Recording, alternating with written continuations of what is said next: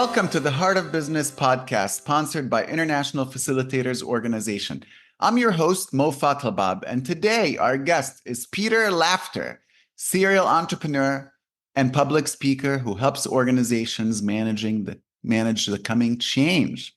And there's a lot coming in the way of change. So, Peter, welcome to the show. It is so good to be here. And when I first joined YEO back in, I think, 1988, 87, you did my forum training and left an indelible mark on my life. And I will never forget that experience. So I am incredibly grateful that I still utilize the things I learned from you so many years ago. So. Thank you, Peter. Yeah. Thank you. I'm honored, and it was lovely to see you on LinkedIn and to reconnect with you. What a pleasure. I remember meeting you, and I remember being impressed with you as an entrepreneur, and I'm just grateful for this opportunity to tell your story. Well, let's get this love fest on the road. Let's do it. So, Peter, let's start. Where did you grow up? I grew up in the Lower East Side of Manhattan, back in Alphabet City, back in the day where it was not a very friendly place. So that it is now. I remember when I was a kid, going down Avenue C after dark was a test of bravery, and now there's hipster beer gardens there. It blows my mind. Yeah. There you go. So, what was your first taste of entrepreneurship? So I was an accidental entrepreneur. I really had no intention. There was a family staffing business that had a 24-hour component.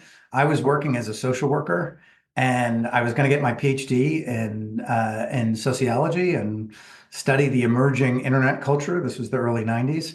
And I ended up, my mom's business was in a lot of trouble. She had a night component that needed to be changed. She asked me to run it.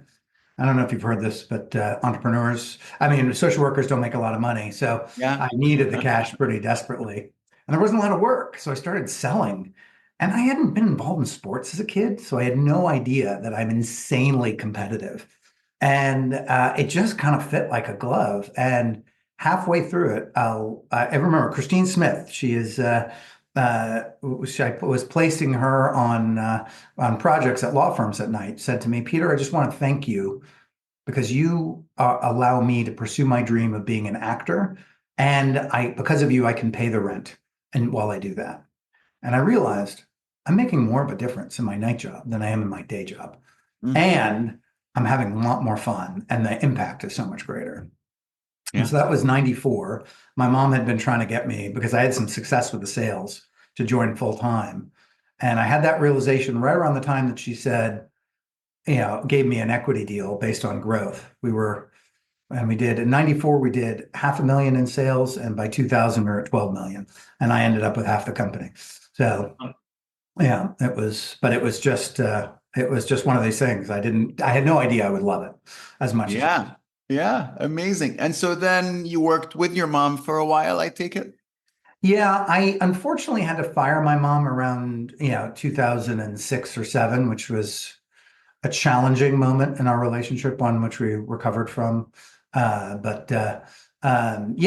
worked together. I ended up selling that company in 2016 and starting another staffing business. We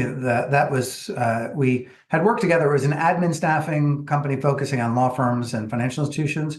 I turned it into a professional level staffing, placing project managers and consulting level professionals. And that business got commoditized. So I sold it in 2016 and started a staffing company focusing exclusively on management consulting firms called Spartoy Group. It started to become less fun. Recruiting is broken. And I have a 21-year-old daughter who, when she was going into high school, said, Dad, I'm working really hard to prepare for a future, and I'm being prepared for that future by some of the best teachers in New York City, but I don't think that future is going to exist by the time I get there. Mm-hmm. And it hit me like a brick. And I was just like, I got to do something to make the world a better place. And I knew being an entrepreneur in the recruiting and staffing industry might get me a nice house, but it wasn't going to make the world a better place. So that was what led me on a long path to where I am now. So. And so where are you now, and what are you doing to make the world a better place? Well, what I hope I'm doing to make our world a better place is living or building a business or hopefully an enterprise on some observations that I had as an entrepreneur in the recruiting and staffing industry.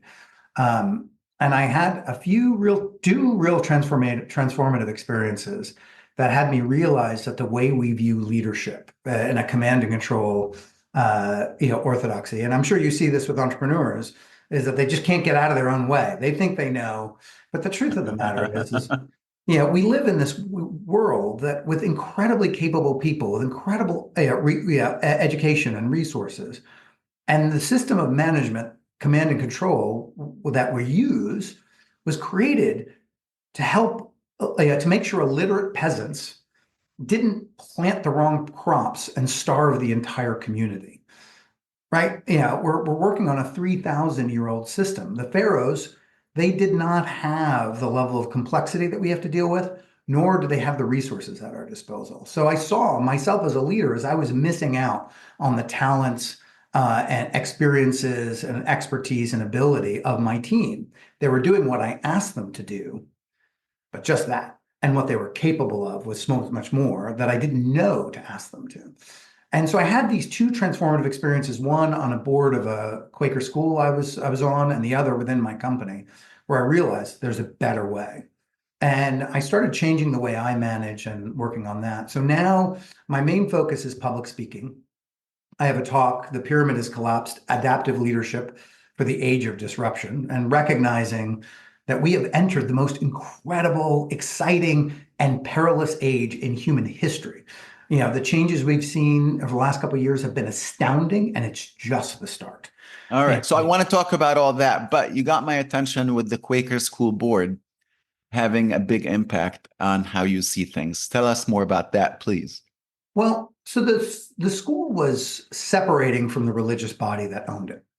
Mm-hmm. And Quakers are a non-hierarchical religion. So it is the body of people, when they come to unity on a decision, is when you move forward. And the body of Quakers hated the idea of this separation. They were really angry at the school. So at our quarterly meetings, they would yell and say horrible things about the board members. And I realized, wait, these people who are saying horrible things, essentially throwing these emotional Molotov cocktails in the room, I grew up with some of their kids. And so I thought, oh, I know some of them. And so I joined the effort to manage this separation. And I said, I can manipulate them. I can play their interests off each other. And the woman, my dear friend Alice Pope, who is running it, said, great, we welcome you, but we're not going to do any of that. We're just going to listen to what they have to say. And we're going to listen to understand, not to convince them, but to understand what is the wisdom behind their objections. And we did that. And we found one particular thing that they started off with. They wanted the ability to fire all of the Quaker board members of the school, 50% of the board, which, I mean, if you know anything about nonprofit boards, an outside influence is an anathema.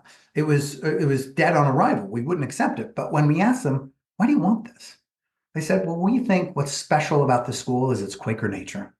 Mm-hmm. And if you guys get away from that, we want some way to fix it. And we said, well, we agree. What's special about the school is their Quaker nature. And if we did get away from that, we'd want that fixed too. And what's more, if we became so separate from this institution that has given us so much, then we should be fired. And this actually will keep us close to that institution. And we accepted it. And in doing so, they felt heard and gotten. And they brought up something else that really was batshit crazy, excuse my French. We were able to say, that's batshit crazy. And they could hear us. But what we ended up with was so much stronger than what would have happened if one side dominated the other. And I walked out of the meeting thinking, my God, what just happened? Surely, if we could accomplish that, then we can bring world peace. And then I had a moment in my company where I was facing an intractable problem, with Yelp reviews. And I won't go into the full details, but I had a really stupid way of solving it. It was expensive, it was difficult, it was painful, and it was slow. And one of my employees saw that I was wrong. And she saw a really simple, easy way, but I didn't believe her. I didn't think it would work. And she got in my face and she said, Peter, what you were suggesting is a violation of our core values. And I still didn't see it, but I couldn't argue with that. So I let her go forward with the idea, and I expected it to fail, Mo. I'm embarrassed. But it didn't fail. It was brilliant. It was simple. It was easy. It made everybody's lives easier. And from those two situations back to back, I realized, oh, my role as a leader, it's not to tell people what to do. Yeah, it is to create the environment where they know what to do, where they have what they need to be able to make decisions, to decide if they can make a decision or if they need to pass it off. That we've got a culture where people feel comfortable sharing their ideas and working together to sharpen them and make them better and implement them. And it was such a relief. Like I was a pretty insecure guy. Truth be told, I still am, but I don't react on it as much as I did. But I was always panicked that like, oh, this problem is one where everyone's going to find out that I'm not as good as I pretend I am. But then everything else changed. And now I didn't need to worry about that. I could walk into a meeting discussing a problem that was really big that I had no idea how to solve. But it didn't matter because the people in the room knew how to solve it. All I had to do was make sure they were staying focused and they felt comfortable sharing their ideas. And it was just everything was so much easier. I love And that. that's So, my yeah, work now is helping organizations with that transition. bingo. That is my next question. So, how does one go about creating this culture? So first of all, it's really friggin' hard. Yeah. And I think there is, because all we know is command and control. Yeah. So even myself, who I had gone through this transformative experience in about 2012, and I thought I am an adaptive leader. I listened, but I wasn't. Yeah, I only thought I was. And I run into this with my consulting work. CEOs say that we run a very flat organization. And then you get in, and that is their perception of themselves that was created from a command and control mindset. But the reality is, it's very hard to do because that's how we think. It's 3,000 years of command and control. It doesn't go away at the snap of a finger. You need an experience to change it. So what me and my consulting partners do is, one, we work with executive teams to get clarity on what their problem is. And most projects in corporations fail, about 70% of them do. And there's many reasons, but one of them is executive teams aren't clear. They all say we want to go to Disneyland, but some of them mean Epcot when they say Disneyland. And some people mean they want to go to a conference at Disneyland, and the others want to go on Space Mountain. Everyone has the same language, but they have different interpretations of that language. So getting them on the same page, this is where we want to go and how we think we want to get there. And then we help them look at their methodologies for getting there. What assets might they have that they can leverage? And we go through a series of exercises so they get clarity on what they need to do. But then we use a non-hierarchical project management methodology called strategic doing. And this is what I call a pattern interrupter, because it allows teams to work in an altogether different manner, where people from a cross-section of the organization are given the chance to show leadership. So leadership is a verb. It's something we all need to bring. And so when senior executives see people who are lower on the hierarchy exhibiting leadership, it fundamentally changes the way they think about their teams. And their teams fundamentally shift how they work together. And so once you do a program like strategic doing, you have this core group of people who has these trusting relationships. They have this understanding of what really works. And from that, you can spread that throughout the organization and use those learnings to create your management structure that works for your organization. And when I look at companies that use distributed leadership, where they distribute power and authority throughout the organization, no two look the same. They're all different. Yeah. And what I learned from that is it is not a system like Six Sigma or Agile that you apply. There are concepts that you need to bring to the table to build something that works for your organization, your culture, your industry. Yeah. Yeah. In our prep call, Peter, you mentioned something, I don't want to misquote you, along the lines of, you need management training. Okay, well, we'll send you to training and let's see how long it lasts. And most of it doesn't stick. But instead, you proposed peer groups, I believe. Can you tell Yes, I us did. more about that? Yeah. Well, so if you look at the consulting model, first off, it's let's bring people from outside in to fix our problems. Yeah. And surprised it doesn't work because the people from the outside are bringing what they did at the last client over, and they don't really understand the problem. They only think they understand the problem. And so most consulting engagements just end up really frustrating a lot of people. My belief is that everything that a company needs to grow and overcome the challenges that that company may face already exists within the company. So I'm talking to an organization, very, very large organization that has centers all over, and they're realizing, oh, the people who are managing these centers, maybe they came out of the army, maybe they came from different places, but they've never been trained in management. And so let's bring in management training to train them. Well, here's the thing. I've done work with this organization. I've talked to a lot of those people. And yeah, some of them don't know how to manage, but you know what? Some of them do. And some of them do it really well. And they've learned how to be really, really great managers in the confines of that company, of that industry, with the specific needs of the clients and the regulations of that industry. So those people, they're the best management trainees, not some outside expert who, is going to bring somebody else's methodology. So what I'm proposing is that they create programs where they can interact with each other. So that, because that guy who is supposedly not good at management, well, he or she knows something that's working, right? They've gotten to where they are for something. And that person who's great at it can still learn from that person who is struggling with it. It's just that they're at different points and they have different understandings. So it's more about sharing what is already within the organization rather than bringing new methodologies for outside. I That's love that. I love that. I'm a big fan of peer groups, and obviously that's how we met back in the day. I'm curious, maybe if you could share, I know it's all confidential. In what ways did your own peer group help you? In what ways did Peter benefit from his own forum peer group? So this is the depth of how much you've made a difference in my life.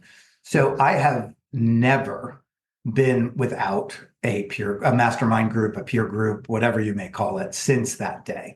Wow. And I won't, because I've recognized, like, I'm an insecure guy. So the reality of myself that I see, it's not at all accurate. It is so incredibly inaccurate. And in the moment, I can't see that. Brene Brown says if you have a negative, a conversation about yourself, you can't get rid of it on your own because everything that you see in the world is filtered through that negative conversation.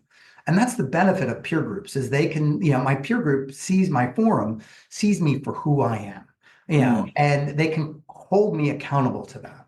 And I don't know where else in the world I would get that. I get it from my wife, but we all know what spouse relationships, sometimes you can hear those things and sometimes you can't. So having it from an outside source is brilliant. But then also, I mean, they're amazing individuals who are doing amazing things, and just watching what they do and parrot that, is such a gift. There's a guy in my forum who is a brilliant entrepreneur and a speaker and an author. And I realized when I was going through this transition from staffing industry entrepreneur to speaker and consultant, I was like, oh, I want to be like him. And it was a simple like, hey, will you mentor me? Yes, of course. We meet maybe 4 or 5 times a year. It's invaluable. Where else would I get access to that? Yeah. It broadens your perspective, right? So here's a serial entrepreneur, couple of companies, a couple of exits, and you're like, yeah, but this sounds more interesting to me. Well, it was, it's taken me a long time, and I'm not saying that I have the method of what we're doing. The speaking work that I do is very impactful and it opens up people's minds. And then the consulting work helps them on their journey, to create really human organizations. And doing so by solving real problems within their organizations in an altogether different way. So but it, So I yeah, didn't so know how tell to do us, it. And I wouldn't yeah, have been able to do it without my forum. Yeah. bingo. Tell us more about your speaking and the topics that you cover when you speak, and more about the speaking practice itself.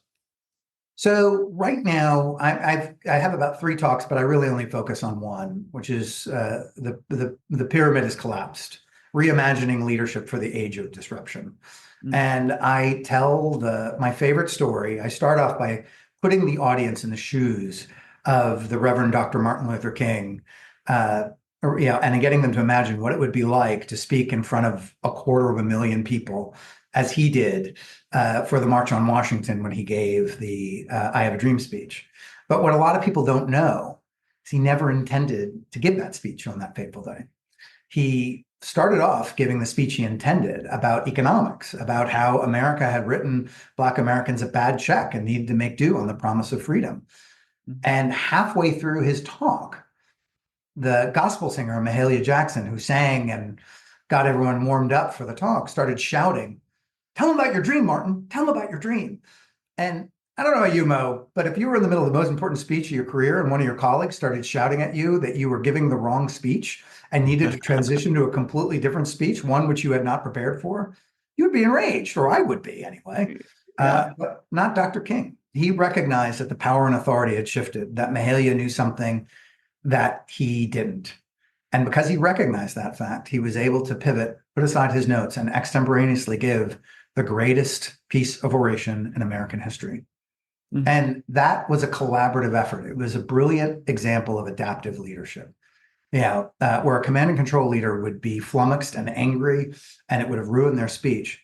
King was able to, in the moment, in the most important moment of his career, recognize that fact and create something remarkable about it. Yeah.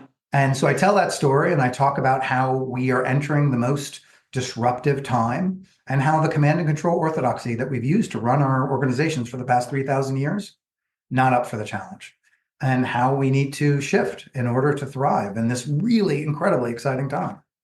How much do you think social media has played a role in this transition, in this impact, and giving so many people a voice that may not have had a voice before? So I think social media, the pandemic, all of these things are accelerants. And I think the fact, and I think social media is an evolution of connection. And I'll talk more about that because I think where we're headed is, if you look at how the wave of social media might combine with the wave of AI, it has some really interesting implications. But I believe that if we look at the trouble that organizations are having now, most of these things have been around for the last 20 years. So I'll give you two statistics. So both McKinsey and IBM have done studies on large-scale corporate initiatives, digital transformation, merger integrations, big cultural change initiatives. All of them have a 70% failure rate. This is a number that has not changed in over 20 years. In next year, 2025, American companies are going to spend $1 trillion on digital transformation alone. And the people writing those checks know that 70%, $700 billion is going to be wasted. That is equal to the GDP of Switzerland and Belgium combined. Right now, this number has not changed for 20 years. Think about that. The amount of money that's been wasted year over year over year, everyone considers that normal. Mm-hmm. The Gallup worker engagement poll, consistently for as long as they've been doing it, about 75% of workers globally are disengaged, doing the bare minimum, just getting by. It's horribly depressing. And it doesn't need to be this way. So if we look at those things, that's telling me that something's been broken for a long time. And Hemingway has a quote, "How do you go bankrupt? Gradually, then suddenly." Our companies have been going bankrupt gradually for a long time, and it's about to get sudden. Peter, thank you. Thank you so much. That's great stuff. So one thing I want to just dig into before we say goodbye, one last question. What's a difficult moment for you where you felt like you had to be that leader in that moment as Dr. Martin Luther King did and pivot on the spot? Well, first and foremost, I am not nearly as smart or as talented as Martin Luther King. So where he was able to do it in the moment, it took me like a couple of weeks. But I keep thinking of that moment where this employee, Becky, who I owe so much to, and I don't think she has any idea what an indelible mark she's had on my life, but where she got in my face and said, Peter, what you're suggesting is a violation of our core values. It fundamentally changed my understanding of who I was. That was my Mahalia Jackson moment where I realized that. Now, where King did it in a couple milliseconds, it took me probably about 2 months. But so just to put things in perspective, but that was really my moment, and I've had so many others since then, of time and time again, where I think I know what I'm talking about. And my partner in my last firm, Val, who is a genius, she became my partner, but she was an employee because she was fearless in telling me when I had my head up my ass, which I do frequently. And I valued it so much that I made her my partner because I just didn't want to be without that. Yeah. So, yeah. Great. But Becky, if you're listening, thank you. I adore you. So. Wonderful. Wonderful. Peter, where can people find you? Right now, LinkedIn is great. By the time this goes, my speaking website, peterlaughter.com, will be up. But I'm probably I think I'm the only Peter Laughter out there. I think there's one in Australia. So I'm not that guy, but yeah. Well, you're the one and only as far as we know. Peter, thank you so much for joining us today. It was wonderful having this conversation with you. You can follow the Heart of Business podcast wherever you get your podcasts.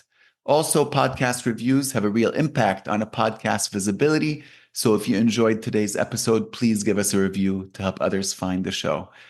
Finally, you could find all our episodes at internationalfacilitatorsorganization.com. Thanks for listening and have a great day.